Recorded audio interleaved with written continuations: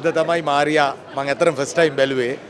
Maria බලන්න කලින් මම මාරියා ගැන හේමාල්ගේ මේ ෆිල්ම් එක දිහා මම බලන් ඉන්නවා කියන එක කිව්වා. මම හිතන්නේ ඒක සෑහෙන වෛරල් වුණා. මට කියන්න තියෙන්නේ මම හිතනවා මම ට්‍රේලර් එක බලලා ඒ කතාව කිව්වේ හසලකත් එක්ක SLV ලෝකයේ ප්‍රෝග්‍රෑම් එකේදී. මම හිතන්නේ මම ට්‍රේලර් එක බලලා දැකපු එක හරි කියන එක. මට පේන විදිහට හේමාල්ගේ සිනමාවේ අනිත් මේකේ අනිත් සෙට් එකම අපි දැකලා තියෙනවා මේ කියන කැපැසිටි එකෙන්. හැබැයි හේමාල්ගේ සිනමා ජර්නි එකේ හේමාල්ගේ අර සාමාන්‍ය සිංහල සිනමාවේදී මේ ටර්නින් පොයින්ට් වචන කියන කියන්න බෑ එච්චරට ටර්න් වෙලා තියෙන නිසා. නමුත් මේක නම් මම හිතන්නේ හේමාල්ගේ සෑහෙන ටර්නින් පොයින්ට් එකක්. සම්පූර්ණයෙන්ම එක හේමාල් චැප්ටර් එකක් ඉවර වෙලා තව හේමාල් චැප්ටර් එකක් පටන් ගන්නවා. මහේන්ද්‍ර පෙරේරා, ප්‍රියන්ත සිරිකුමාර්, අෂාන් ඩයස්,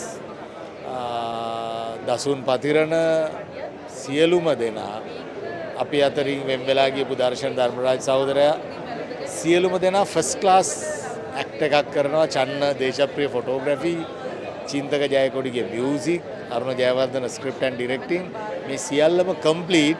ඒ සියල්ල මැද මට පේන්නේ හේමාල්ව මට පොඩි මේකකුත් තියෙනවා. මම හැම එකටම අනාවැකි කියනවා. ඒ කියනවා ටිකක් හරියනවා. මං හිතන්නේ හේමාල් ගැන මං කිව්ව අනාවැකියත් හරි. සුබ පතනවා ළඟම සිනමා ශාලාවට එන්න. ඇවිල්ලා මාරියා බලන්න. ඒක තමයි වෙන මොකුත්ම කියන්න බෑ මේ ෆිල්ම් එක ගැන.